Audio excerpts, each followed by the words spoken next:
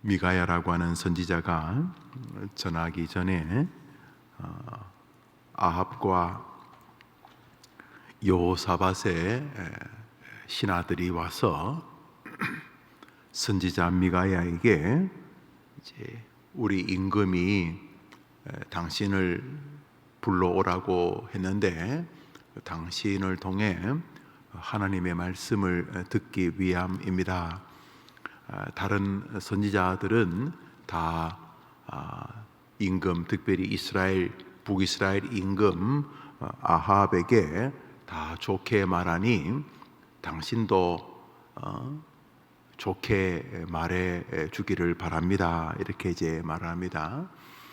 세상이 교회에게 혹은 세상이 설교자에게 자기들에게 듣기 좋게 말해 주기를 원하지요.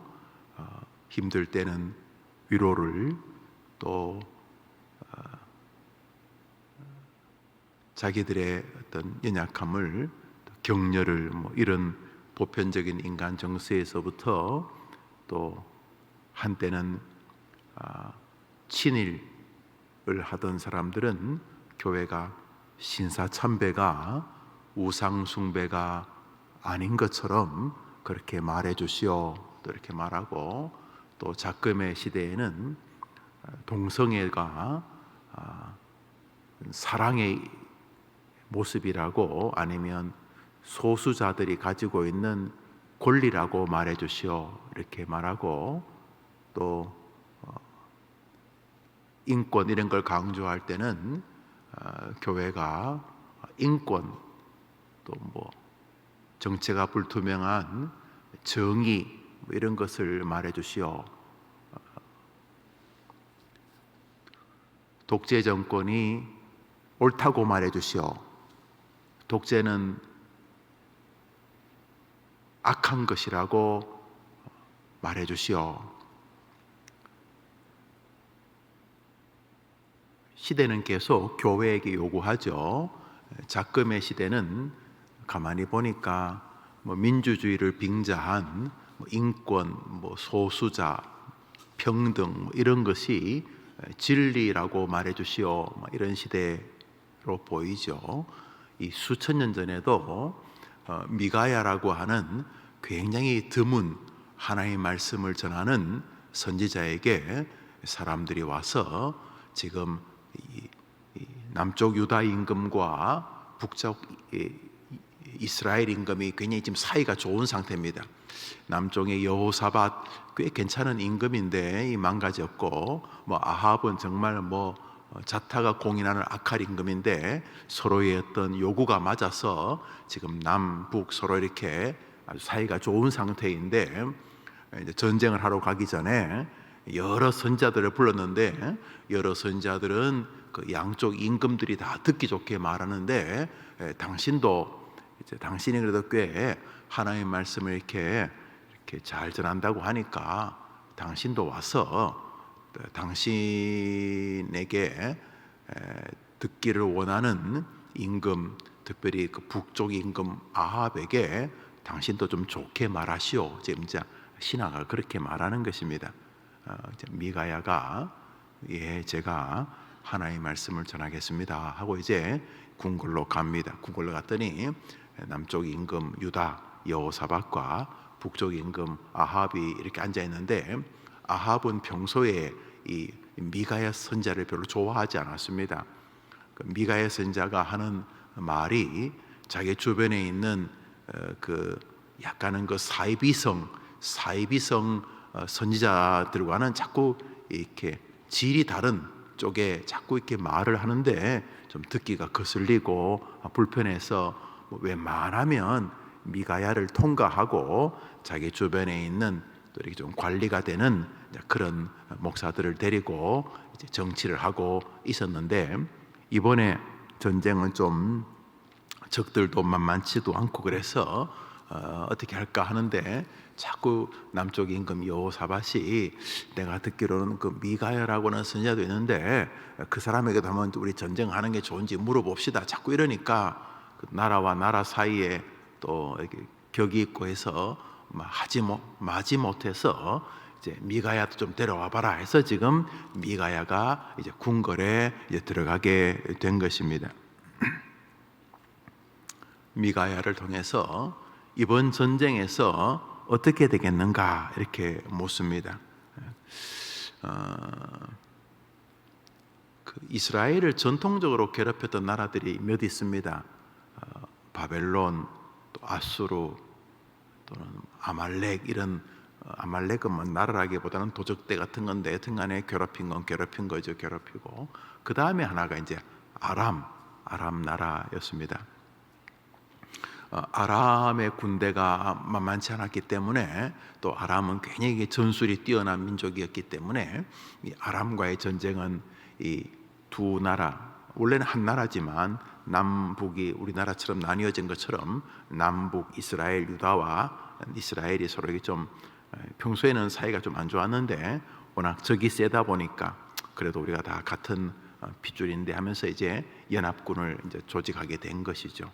근데 이 아람하고 전쟁할 때 뭐 다 떠나서 자기의 운명이 궁금했습니다. 이스라엘 임금 아합이 자기의 운명이 참 궁금했는데 다른 그 사이비 선지자들은 가면 하나님이 이기게 한다 그러고 해보라고 말해 격려하고 임금님은 뭐 들것 하나 안 다칠 겁니다 이렇게 말하는데 미가에게 물었더니 자기가 환상 중에 저 아합을 어떻게 죽일까 하늘에서 회의하는 걸 자기가 들었다. 그래가지고 이 전체 분위기가 또 싸늘해졌습니다. 그랬더니 시드기야라고 하는 그 사이비 선지자 하나가 와가지고 미가야 왕 뺨을 때리면서 어디 되도 않는 그 헛소리를 하느냐. 우리 모든 선지자들은 이번 전쟁에 이긴다고 말하는데 도대체 너하고 나하고 하나님이 다르냐 그러면서 이 임금의 총애를 받고 있던 이 시드게야라고 하는 가짜 선지자가 미가야의 뺨을 치는 장면이 있고 이제 미가야는 또 임금의 진노를 사가지고 그 설교 한마디 하고 이제 감옥에 갇히게 됩니다. 이것이 이제 읽었던 성경 전반부 중반부입니다. 우리 23절을 한 절 읽읍시다. 23절입니다. 역대하 오늘 본문 23절 시작. 그날 시드기야가 가까이 와 미가의 뺨을 치며 여호와의 영이 나를 떠나 어디로 가서, 그러니까 이 사이비들은 막 하나님의 이름도 지 맘대로 갖다 붙이고 그냥 그러죠. 29절 읽습니다. 29절. 자 이제 전쟁하러 갑니다. 29절 시작. 이스라엘 왕이 여호사밧 이르되 나는 변장하고 전쟁터로 들어가려 하노니 당신은 왕복 입으소서 하고 이스라엘 왕이 변장하고 둘이 전쟁터로 들어가니라. 이제 감이 오시죠. 이제 남쪽 유다 여호사밧과 북쪽 임금 이제 아합이 이제 전쟁을 하러 갑니다. 그런데 이제 뭐 임금이 뒤에서 한 명은 지휘해야 되니까 당신이 지휘하시고 저는 이게 평민복으로 입고 전쟁터에 쑥 고개 나도 부하도 모르고 적들도 모르게 나는 그냥 평범한 그냥 별 4개, 별 3개도 아니고 그저 뭐 한 2등병, 1등병 병장 그거 하나 붙이고 내가 전쟁터에 가서 전쟁이 어떻게 되는지 좀 보겠습니다. 임금 옷을 입으면 혹시나 또 표적이 되어서 화살에 맞을까봐 자기 나름대로 이제 머리를 쓴 거죠. 머리를 쓰고 또 뭐 가상하기도 합니다. 멀리서 이 전쟁에 참여하기보다 이제 전쟁터에 들어가서 이렇게 앞뒤를 보면서 그렇게 하겠다고 하니 나름대로 굉장히 머리를 쓴 것입니다. 그래서 여호사밧이 좀 찝찝하지만 예 알겠습니다 하고 자기는 임금 옷을 입은 채로 전쟁을 지휘하고 이제 아합은 미가야 뺨도 때리고 감옥에 집어넣은 다음에 이제 변장하고 그저 임금인지 모르는 평범한 옷을 입고 이제 전쟁터에 들어갔습니다. 밑으로 좀 내려오십니다. 33절입니다. 시작. 한 사람이 무심코 활을 담겨 이스라엘 왕의 갑옷 솔기를 쏜지라. 왕이 그의 병거 모는 자에게 이르되 내가 부상하였으니 내 손을 돌려 나를 진중에서 나가게 하라 하였으나, 이 34절입니다. 시작. 이날에 전쟁이 맹렬하였으므로 이스라엘 왕의 병거에서 겨우 지탱하며 저녁까지 아람 사람을 막다가 해가 질 쯤에 죽었더라. 33절에 주님의 비아냥 같은 것이 나오죠. 한 사람이 작정하고 쏜 화살도 아니고 그저 화살 다 쏘고 한 발 남은 거 들고 가기 뭐하고 해서 그냥 허공에 한 방 쏘고 이제 집으로 오는 겁니다. 아, 저놈이 변장한 아합이구나 이래 죽인 것도 아니고, 야, 내가 아무리 마스크를 써도 너가 아합인 줄 알겠다 이렇게 죽인 것도 아니고, 화살 다 쏘고 나서 한 발 남았는데 막 이거 들고 집에 가기 뭐 하니까 그냥 허공에 한 방 쏘고 집으로 왔는데, 그 허공에 쏜 화살이 우리로 표현하면 우연히 어쩌다가 소 뒷걸음치다가 뭐 이렇게 쥐를 잡은 것처럼 그냥 한 사람이 무심코 알죠? 관역을 정하지도 않고 뭐 특별한 의미도 부여하지 않고 이 한 방의 화살이 뭐 역사를 가를 것이라고 기대하지도 않고 그저 남은 거 버리기 뭐 하니까 그저 화상 허공에 한 방 쏘고 이제 집으로 돌아가는데, 그 무심코 쏜 화살에 이 아합이란 사람이 그래도 겉옷이야 병장, 상병, 2등병, 1등병 옷을 입었겠지만 안은 튼튼한 갑옷을 입었겠지요. 이 사람이 이렇게 나름대로 머리를 굴리니까 겉이야 그저 뭐 그냥 허접해도 속이야 갑옷을 입었겠지만, 그 갑옷이라는 게 어딘가에 빈틈은 아니겠습니까? 뭐 아무리 갑옷이라도 뭐 벨트를 매는 쪽이든 뭐 겨드랑이 쪽이든 뭐 아니면 뭐 이렇게 평소에 가만히 있으면 괜찮은데 이렇게 만세를 하면 또 갑옷 사이가 벌어지기도 하고 뭐 그러겠죠. 여튼간에 무심코 쏜 화살이 이스라엘 임금, 북이스라엘 임금 아합의 어느 빈틈에 탁 맞았다는 것이요.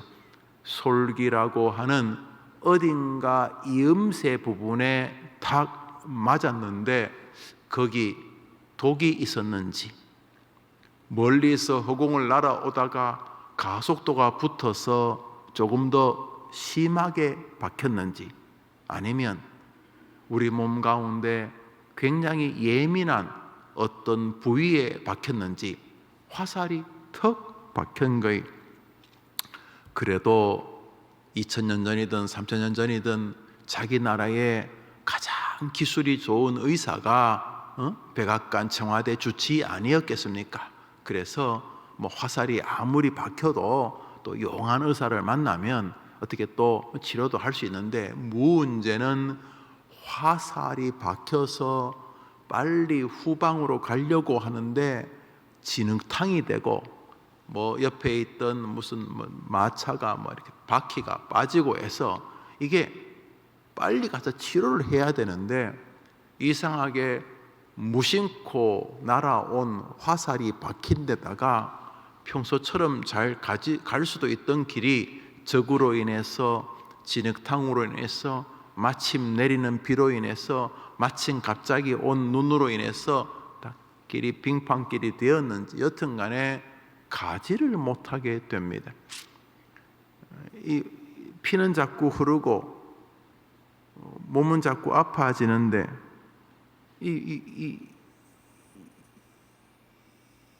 임금을 하기 위해서 가야 될 길이 막혀서 이제 죽었다. 오늘 본문은 그런 내용입니다.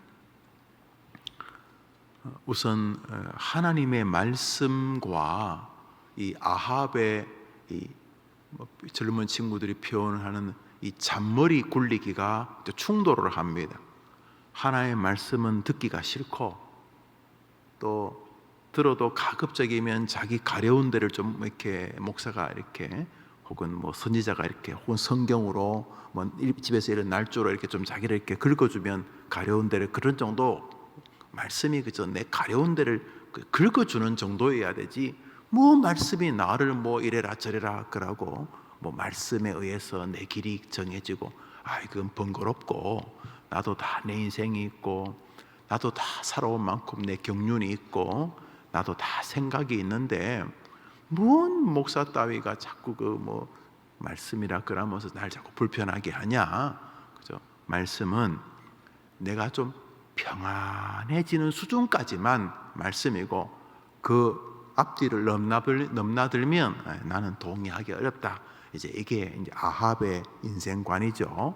아합은 또 하나님의 말씀이 너가 이번에 전쟁터 나가면 죽는다 이렇게 말하지만 그거는 뭐 좋은 이야기고 그건 뭐 되도 않는 이야기지만 저놈 저 시원찮은 놈이구나 하고 이제 감옥에 집어넣어놓고 이제 아합은 그게 약간 찝찝하니까 이번에는 왕복을 벗고 내 나름대로 이렇게 좀 디펜스 할 수 있도록 이렇게 내 나름대로 처세술을 발휘해서 이제 다른 사람에게 약간 짐을 미루고 당신이 왕복 입으시오. 왕이 죽는다고 하니까 당신이 왕복 입으시오 하고 이제 자기는 평민복으로 갈아입고 옆에 이제 똘마니 몇 명 데리고 이제 이렇게 안에 갑옷까지 입고 갑옷 솔기에 맞았다고 하니까 갑옷까지 입고 이제 또 겉으로 이제 포장하고 그래서 나름대로 이제 안전하게 갔어요. 그러니까 아마도 최고 전방은 아닌 것 같아요. 무심코 쏜 화살이 뭐 제일 앞에 서 있는 사람은 화살로 쏘기보다는 뭐 칼 가지고 창 가지고 그러고 화살은 저 후방에 있는 사람을 쏘는 거죠. 뭐 1m도 안 되는데 화살 쏠 수는 없잖아요. 그러니까 백병전까지는 아니고 저 중간쯤 어디 이렇게 싸울 때 갔다가 막 저기 치면 충분히 뒤로 도망갈 수 있는 어느 정도 거리에서 이렇게 이제 왕인지 모르겠지 하고 이제 그러고 있는 거죠. 하나님도 뭐 왕을 죽인다는데 하나님도 모르겠지. 내가 이 병장 옷을 별 4개도 아니고 내가 병장 옷을 입었는데 내가 이제 1등병 옷을 입었는데 하나님도 모르겠지. 이라고 전쟁을 했는데 그 뭐 앞에 있는 적들이 뭐 티격태격 뭐 백병전하고 그거야 뭐 그렇다고 치더라도 자기는 저 뒤에 있는데 그 무심코 참 표현이 참 우리 주님의 이 블랙 조크 아닙니까? 이게 무심코 쏜 화살이 이 잔머리를 굴리고 있는 아합의 목을 뚫어버린 거죠. 무심코 쏜 화살. 그렇지만 세상에 무심코가 어디 있습니까? 다 하나님의 장중에 있는 것이죠. 오늘 하나님의 말씀과 나름대로의 자기 처세술이 부딪혔습니다. 하나님의 말씀과 자기 나름대로의 요령이 이제 부딪힌 것입니다. 하나님의 말씀과 자기 나름대로의 인생 경륜, 뭐 그것도 뭐 경륜이죠. 그것도 나름대로 뭐 지식이라 칩시다. 그것하고 이제 부딪힌 것입니다. 여러분 집에 읽어보시면 이 미가야 선지자가 하나님의 말씀을 전합니다. 아합을 어떻게 죽일고 하늘에서 계획하는 이야기를 전합니다. 당신이 이번에 전쟁터 나가면 죽습니다. 그랬다고 뺨 맞고 그 말했다고 감옥에 갇히고 이제 미가야는 그래 되죠. 그리고 또 거기에 약간 찝찝하니까 변장해서 나갔지만은 하나님의 말씀과 우리의 인생이 부딪혀서 누가 이기겠습니까? 오늘자 날주 요한복음 6장입니다. 오늘자 날주 요한복음 6장입니다.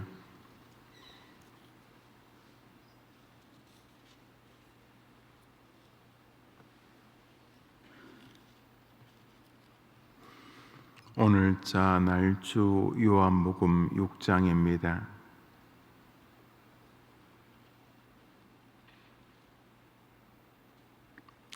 7절을 한 절 읽겠습니다. 7절입니다.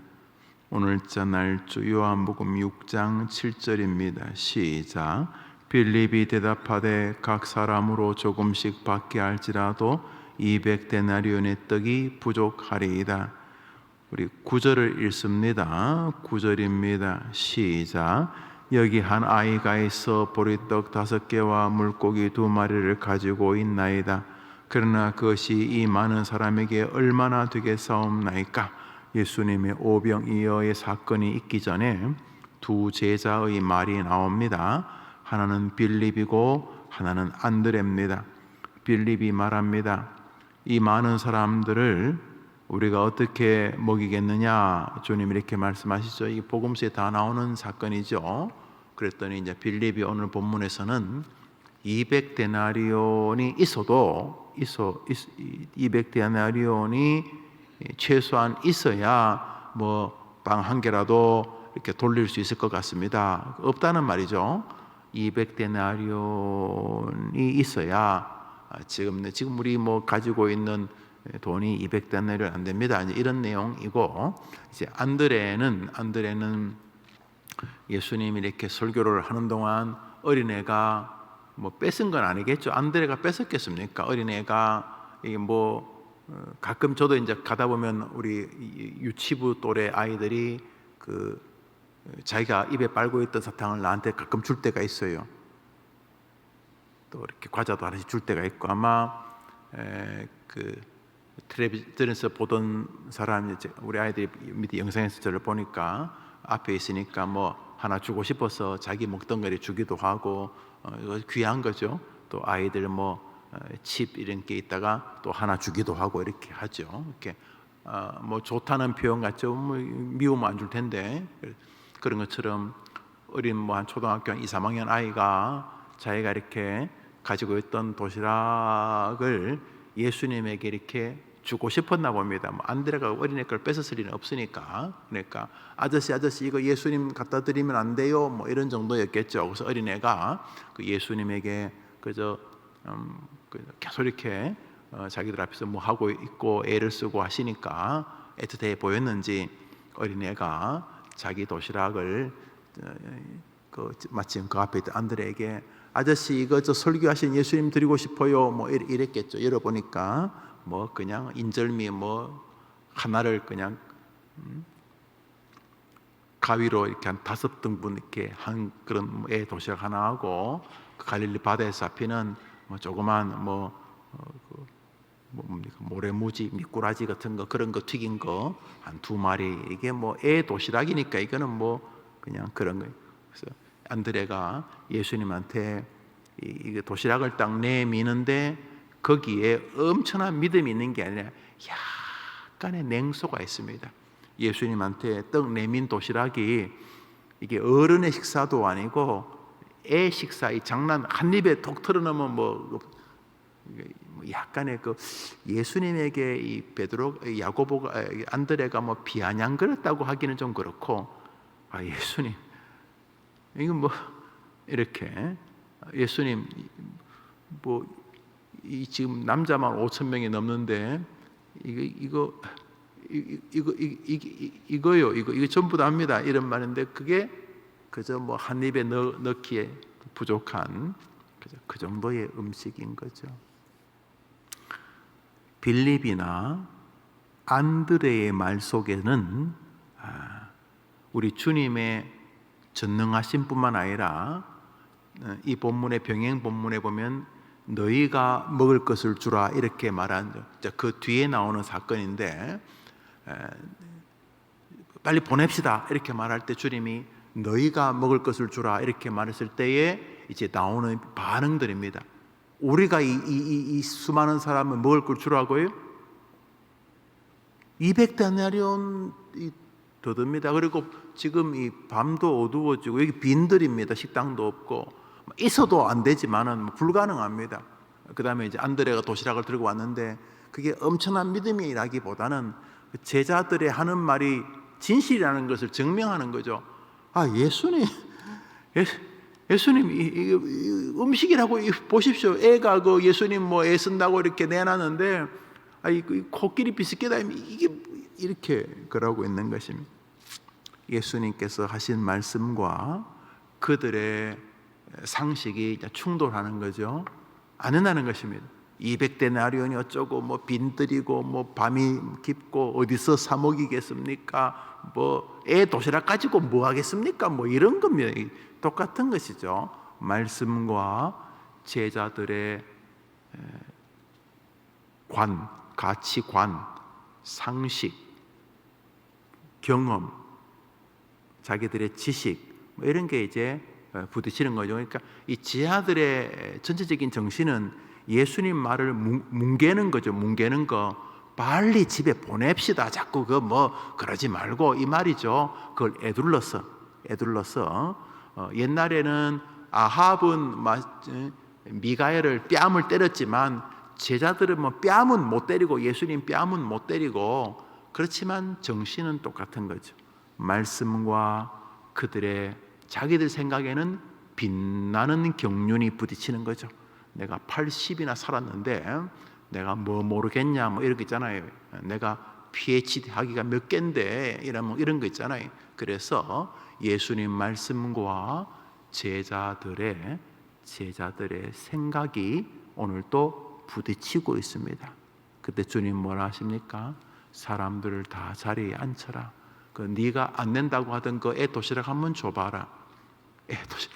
아이고, 예수님 저거 드시려는 것보다 그 도시락을 가지고 주님이 하나님께 기도하고 축사하자 그 제자들이 그토록 안 된다고 하던 그것 가지고 수천 명을 먹이고 12강주리가 남았다는 거죠. 오늘도 우리는 가장 진지한 명제를 광고 시간에 들었습니다. 김은진 집사님의 부친 김형태 집사님이 하나님의 부르심을 받아서 오늘 대구를 갑니다.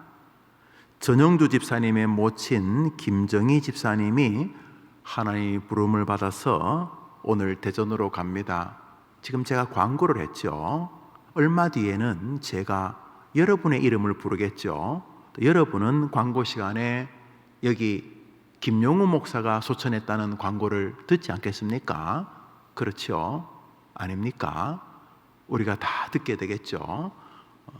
한 번 죽는 것은 하나님이 정하신 것이요 그 후에는 심판이 있으리니 하나님이 말씀하시는데, 이제 이 말씀이 우리에게 체화되어지면 오늘 다른 사람에게 너무 모질게 말 안 하겠죠.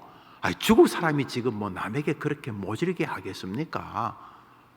오늘 하나님 말씀이 내 안에 실존화 되어지면 평소 하던 경륜 경험 뭐 그런 소리 안 하고 하나님 말씀에 예민하겠죠. 예민.